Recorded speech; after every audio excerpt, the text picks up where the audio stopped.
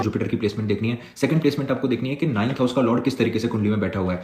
अब देखेंगे अगर कुंडली में नवम भाव पर राहु देव बैठे हुए हैं तो यहाँ पर फादर को प्रॉब्लम आती है हेल्थ में, बिजनेस में, फादर को रिलेशनशिप्स में प्रॉब्लम आएगी। पर यहाँ पर कुछ एक्सेप्शंस भी हैं। अगर इसी कुंडली में जहाँ पर राहु नवम भाव में बैठा है, सूर्य अगर जुपिटर के साथ बैठा है, सूर्य अगर जुपिटर से एस्पेक्टेड है, तो यहाँ पर ये सिचुएशन खत्म हो जाएगी या तो बहुत हद तक कम हो जाएगी। पर Rahu in the 9th house father को कोई ना कोई तरीके की प्रॉब्लम देगा। कुंडली में सूर्य शनि एक साथ बैठ जाए और जुपिटर की एस्पेक्ट ना हो, राहु नवम भाव में बैठा है, तो ये अकाल मृत्यु दे सकता है फादर को, और फादर को डेथ लाइक पेन भी दे सकता है कहीं ना कहीं। ये लोग हमेशा, अगर राहु मिक्स वे में काम करता है, मोस्टली कुंडलियों में आई थिंक राहु मिक्स वे में ही काम करता है, यहाँ पर ये लोग डिलेमा में होते हैं कि क्या मैं रिलीजन को फॉलो करूं या फिर मैं रिलीजन को फॉलो नहीं करूं। यहाँ पर इनको रिलीजन को फॉलो करना चाहिए, बिकॉज अगर राहु नवम भाव वाला अगर रिलीजन को फॉलो नहीं करेगा तो यहाँ पर मंदा असर देखने मिलेगा, जीवन भर यहाँ पर प्रॉब्लम्स देखने मिलेगी। ये अगर रिस्पेक्ट करता है अपने रिलीजन को, रिलीजन के हिसाब से आगे बढ़ता है, रोज मंदिर जाता है, कोई ना कोई रिलीजियस एक्टिविटीज में इन्वॉल्व रहता है, तो यहाँ पर राहु कंट्रोल रहता है, आपको अच्छे रिजल्ट दे जाता है। ऐसे लोगों को फॉरेन ट्रैवल करने का मौका अच्छा मिलता है। अगर ये फॉरेन में सेटलमेंट होने का कुंडली में योग है, राहु नवम भाव में बैठा है, फॉरेन में सेटल हो गए, तो बहुत अच्छा पैसा कमा पाते हैं अपने जीवन में और बहुत नाम, प्रसिद्धि और सारी चीजें हासिल कर पाते हैं। ये लोगों को कहीं ना कहीं प्रॉब्लम होती है, बहुत ज़्यादा प्रैक्टिकल हो जाते हैं, तो रिलीजन का इनकी लाइफ में इन्वॉल्वमेंट होना बहुत ज़्यादा जरूरी है। अक्सर ऐसा देखा गया है कि राहु जब नवम भाव में होता है तो इनकी जो वाइफ होती है उनकी फैमिली पुअर बैकग्राउंड से होती है, या फिर उनके फैमिली में एक तनाव का माहौल चलता रहता है, मेडिकल प्रॉब्लम्स आपको कंटिन्यूसली चलते हुए मिलेंगी, और मोस्ट प्रोबेबली देखा गया है कि पैसे की प्रॉब्लम यहाँ पर ज़्यादा देखने मिलती है। राहु इन द नवम भाव वाला जो आदमी है वो अपने बच्चों की बहुत ज्यादा टेंशन लेता है, और बच्चे उनके लेट बोलना शुरू कर सकते हैं, या फिर बच्चों के अंदर कुछ ना कुछ दिक्कत यहाँ पर वो भी देखने मिलती है।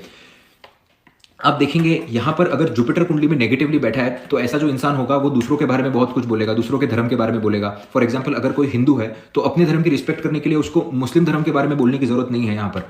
तो ये सिचुएशन क्रिएट करता है। अगर आप दूसरों के धर्म के बारे में अगर गलत बातें बोलोगे या फिर बहुत ज्यादा क्रिटिसाइज करोगे दूसरों के धर्म को, तो यहाँ पर और राहु नेगेटिवली इफेक्ट करना शुरू कर देगा। सो दिस इज मोटा मोटा राहु नवम भाव में इस तरीके से काम करता है, बट ये सेंसिटिव प्लेसमेंट है।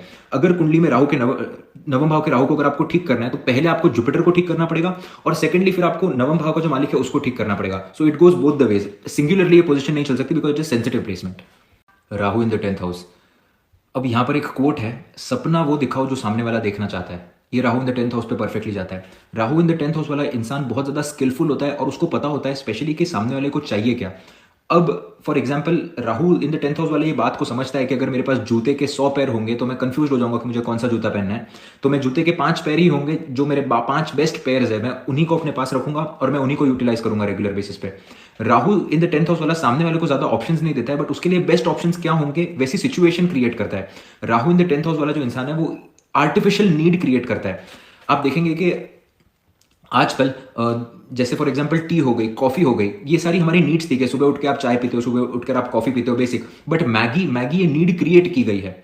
जैसे मैगी हो गई और भी काफी सारे प्रोडक्ट्स अभी आ गए हैं मार्केट में, तो ये क्या आर्टिफिशियल नीड क्रिएट की। मैगी की जरूरत नहीं है, बट हफ्ते में एक बार सारे लोग मैगी खाते हैं। आज क्यों खाते हैं? क्योंकि एक आर्टिफिशियल नीड क्रिएट की गई है। Rahu in the 10th house वो आर्टिफिशियल नीड है। इतना पावरफुल है Rahu in the 10th house कि जो चीज नहीं है उस चीज को दिखाकर आपको कुछ ना कुछ बेच जाएगा। अब Rahu in the 10th house वाला हमेशा स्टार्टिंग से यही बात सोचता है कि मुझे कुछ ऐसा करना है अपने करियर में, या मुझे इतना बड़ा बनना है अपने करियर में जैसा अभी तक किसी ने कुछ भी ना किया हो। अब उसको नॉर्मल वे पे चलने की आदत नहीं है। अगर वो नॉर्मल वे पे चल भी रहा है तो वो हमेशा ऐसा कुछ ना कुछ सोचता रहेगा कि मैं ऐसा कुछ करूं, इतना बड़ा कुछ कर जाऊं कि लाइफ चेंज हो जाए। सेकंडली यहां पर देखना बहुत ज्यादा जरूरी है कि सैटर्न की प्लेसमेंट कैसी है हॉरोस्कोप में, बिकॉज सैटर्न की प्लेसमेंट यहां पर बहुत कुछ डिटरमाइन करेगी। Rahu in the 10th house वाले को आप देखेंगे तो ऐसा जो इंसान होगा उसके पास जो स्पीकिंग स्किल्स होगी वो बहुत ज्यादा अमेजिंग होगी। सामने वाले को उसकी स्पीकिंग स्किल्स अट्रैक्ट करेंगी, और सिर्फ पर्सन टू पर्सन नहीं, मासेस को अट्रैक्ट कर सकती है ऐसी स्पीच। उनके स्पीच में ऐसा कुछ होता है या ऐसा कुछ वो एलिमेंट ऐड करते हैं, और हर एक के लिए अलग होगा, हर एक राहु 10th हाउस के लिए अलग होगा कि वो मासेस को अट्रैक्ट कर पाते हैं।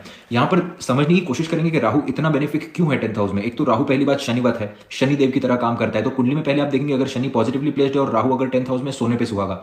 राहु और सूर्यदेव के बीच में यहाँ पर डिफरेंस समझने की कोशिश करते हैं। सूर्यदेव दशम भाव में दिग्बली होते हैं, बट जिसका सूर्य 10वें भाव में है वो पहले से ही किंग है, वो बॉर्न किंग है, उसको पता है कि वो किंग है, वो झुकेगा नहीं कहीं भी। उसका काम भी पड़ जाएगा, पर अगर जहां पर उसकी इज्जत की बात आ जाएगी तो वो एक स्टेप पीछे ले लेगा, वो बोलेगा कि यार मेरे से ये नहीं हो पा रहा है, I won't be able to do this. But अगर राहु यहाँ पर दशम भाव में तो उसको पता है कि अगर मैं अगले दिन पर पोजीशन ले लूंगा तो फिर मैं इसको दिखाऊंगा कि मैं क्या कर सकता हूं।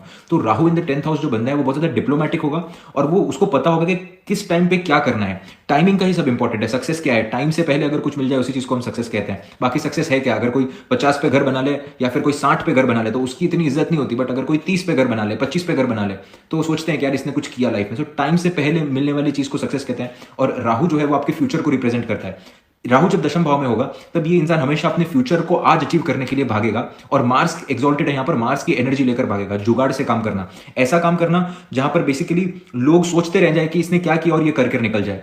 इसीलिए राहु 10th हाउस वाले जो पॉलिटिशियंस होते हैं उसको आप इजीली, एक तो राहु 10th हाउस में बहुत अच्छे पॉलिटिशियंस बनाता है, बहुत उम्दे लेवल के पॉलिटिशियंस बनाता है ये। ऐसे लोगों की गलतियां आप फिगर आउट नहीं कर पाएंगे, क्योंकि गलती से पहले वो ड्राफ्ट कर देते हैं कि ये गलती इस लीगल एक्शन में बैठ रही है या नहीं बैठ रही है, इतना दिमाग होता है इन लोगों में। So it is a very good placement. यहाँ पर इमोशनल, बहुत ज्यादा इमोशनल अगर हो गए, मून अगर कुंडली में अफ्लिक्ट हो गया तो ये राहु प्रॉब्लम दे सकता है। Other than this is one of the best positions, Rahu in the 10th house career में बहुत ऊंचा नेम फेम और मुकाम दे जाएगी। Rahu in the 11th house, अब ये जो प्लेसमेंट है again a very special placement for Rahu. यहाँ पर सैटर्न को देखना बहुत ज्यादा इंपॉर्टेंट है, पहले वो आपके एंड रिजल्ट को डिटरमाइन करेंगे, और डिस्पोजिटर को देखना भी यहाँ पर उतना ही इंपॉर्टेंट है। आप देखेंगे राहु 11th हाउस वाला जो आदमी होगा, इसको पहले अपने दोस्त बिट्रे करते हैं यंगस्टर की एज में, टीनेज में इनके दोस्त इनको बिट्रे करते हैं, लोग बहुत ज्यादा बिट्रेयल फेस करते हैं, हार्ट ब्रेक्स फेस करते हैं, और उसके बाद ये बहुत ज्यादा शार्प हो जाते हैं। Rahu in the 11th house ये इतनी कैपेसिटी रखता है, इंसान को बहुत बड़ा इंडस्ट्रियलिस्ट बना सकता है, लोगों की डिजायर बहुत ज्यादा बड़ी होती है। Rahu in the 1st house, Rahu in the 5th house, Rahu in the 10th house, Rahu in the 11th house, extremely big desires, just like Kanye West. आप देखेंगे अपनी सिटी बनानी है उसको, अगेन एंड अगेन इस बारे में सोचते हैं, तो ये कहीं ना कहीं ऐसा लगता है कि ये बहुत बड़ा इल्यूजन है, बट ये वो काम करने जा रहा है अभी। तो ये वो एक्वेरियस की ताकत है और ये वो राहु की ताकत है। राहु 10th हाउस और राहु 11th हाउस में डिफरेंस ये है कि राहु 10th हाउस वाला जो होगा वो पहले अपने काम को मास्टर करेगा, मास्टर करने की टेक्निक्स सीखेगा, और फिर वो लोगों को गाइड करेगा या फिर वो लोगों को गवर्न करेगा।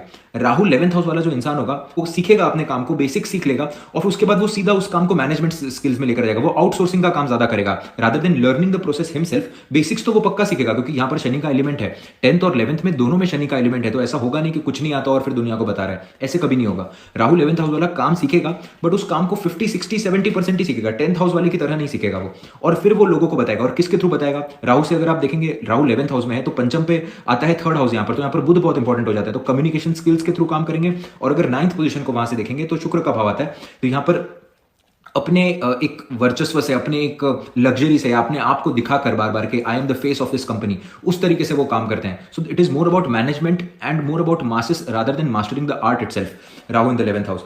अब आप देखेंगे Rahu in the 11th house वाले के जो दोस्त होंगे वो दूसरे कास्ट, दूसरे कम्युनिटी, दूसरे कल्चर से बहुत सारे दोस्त हो सकते हैं इन लोगों के, और इनको हेल्प भी उधर से ही मिलती है। Rahu in the 11th house वाले को बहुत हेल्प मिलती है जगह पे। राहु और केतु जब भी आपके 11वें भाव में होंगे तो somewhere it is shown that Jupiter is blessing you, ये एक थियरी है। तो यहाँ पर लोगों को बहुत ज्यादा हेल्प मिलती है, बट ये जितनी लोगों की हेल्प लेते हैं उतना इनके लिए अच्छा नहीं होगा। इनको मोस्टली काम जो है स्टार्टिंग में खुद से करना चाहिए। Rahu in the 11th house वालों को खुद डिटरमाइंड हो जाना चाहिए काम में, और फिर किसी को काम देना चाहिए वो। और अगर आप किसी से सहायता ले रहे भी हैं, किसी से फेवर ले रहे भी हैं, तो मेक श्योर करें कि आप वो फेवर को फिर से रिटर्न करें।